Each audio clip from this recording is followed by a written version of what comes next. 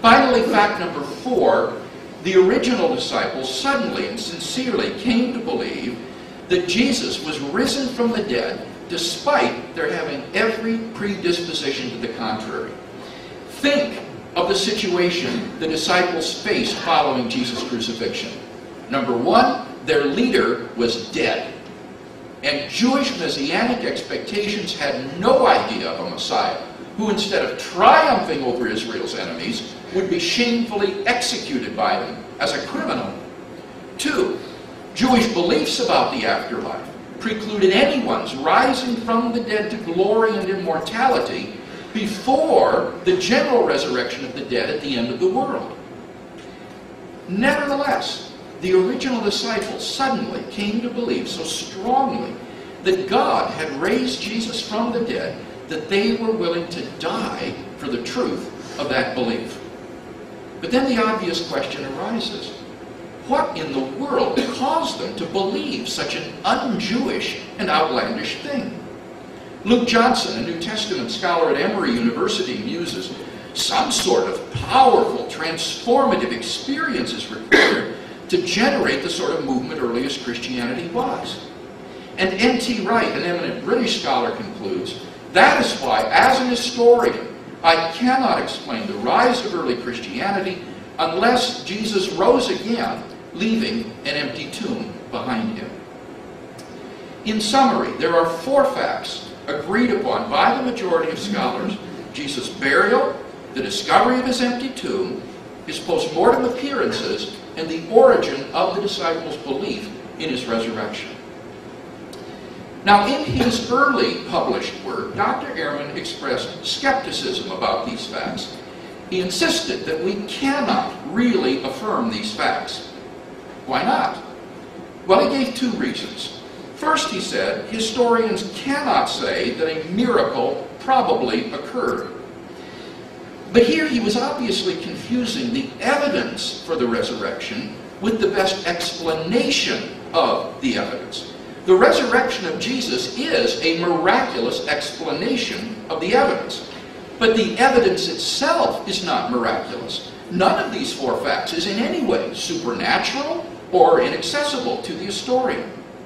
To give an analogy, did you know that after Abraham Lincoln was assassinated, there was actually a plot to steal his body as it was being transported by train back to Illinois? Now, the historian will obviously want to know whether this plot was foiled or not. Was Lincoln's body missing from the train? Was it successfully interred in the tomb in Springfield? Did his closest associates, like Secretary of War Stanton or Vice President Johnson, claim to have seen appearances of Lincoln alive after his death, and so on? These are questions any historian can investigate, and it's the same with the 4 facts about Jesus. But Professor Ehrman had a second reason why he thought the historian cannot affirm these facts. The gospel accounts of these events are hopelessly contradictory. But the problem with this line of argument is that it assumes 3 things. 1, that the inconsistencies are irresolvable rather than merely apparent. 2, that the inconsistencies lie at the heart of the narrative rather than just in the secondary peripheral details. And 3, that all of the accounts have an equal claim to historical reliability, since the presence of inconsistencies in a later, less reliable source does nothing to undermine the credibility of an earlier, more credible source. In fact, when you look at the supposed inconsistencies, what you find is that most of them, like the names and number of the women who visited the tomb, are merely apparent, not real. Moreover, the alleged consistencies are found in the secondary circumstantial details of the story and have no effect at all on the 4 facts as I've stated them. So most historians haven't been deterred by these sorts of objections.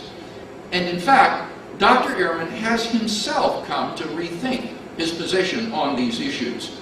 Inconsistencies in the details notwithstanding, he now recognizes that we have solid traditions, not only for Jesus' burial, but also for the women's discovery of the empty tomb, and therefore he says we can conclude with some some certainty that Jesus was in fact buried by Joseph of Arimathea in a tomb, and that 3 days later the tomb was found empty.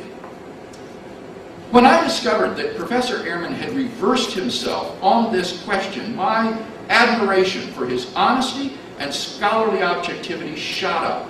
Very few scholars, once they've gone into print on an issue, have the courage to rethink that issue and admit that they were wrong. Dr. Ehrman's reversal of his opinion on these matters is testimony not merely to the force of the evidence for these 4 facts, but also to his determination to follow the evidence wherever it leads. What this means is that my first contention is not an issue of disagreement in tonight's debate. The whole debate will therefore turn upon Dr. Ehrman's response to my second contention, namely that the best explanation of these facts is that Jesus rose from the dead. This, of course, was the explanation that the eyewitnesses themselves gave, and I can think of no better explanation. The resurrection hypothesis passes all of the standard criteria for being the best explanation, such as explanatory power, explanatory scope, plausibility, and so forth. Of course, down through history, various alternative naturalistic explanations of the resurrection have been proposed, such as the conspiracy hypothesis, the apparent death hypothesis, the hallucination hypothesis, and so on. In the judgment of contemporary scholarship, however, none of these naturalistic hypotheses has managed to provide a plausible explanation of the facts, nor does Dr. Ehrman support any of these naturalistic explanations of the facts. So why, we may ask, does Dr. Ehrman not accept the resurrection as the best explanation? The answer is simple. The resurrection is a miracle. And Dr. Ehrman denies the possibility of establishing a miracle. He writes, because historians can only establish what probably happened, and a miracle of this nature is highly improbable, the historian cannot say it probably occurred. This argument against the identification of miracles is an old one, already refuted in the 18th century by such eminent scholars as William Paley and George Campbell, and is rejected as fallacious by most contemporary philosophers as well. Now, I promised to say more about this later, but for now, let me simply say that in the absence of some naturalistic explanation of the facts, Dr. Ehrman's hesitancy about embracing the resurrection of Jesus as the best explanation is really quite unnecessary. Dr. Ehrman would be quite within his rational rights to embrace a miraculous explanation like the resurrection. And so would we. In conclusion, then, I think that there is good historical evidence for Jesus' resurrection. Specifically, I've staked out 2 basic contentions for discussion tonight.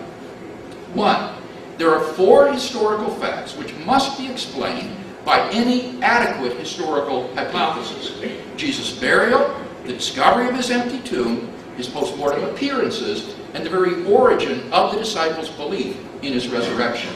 And number 2, the best explanation of these facts is that Jesus rose from the dead.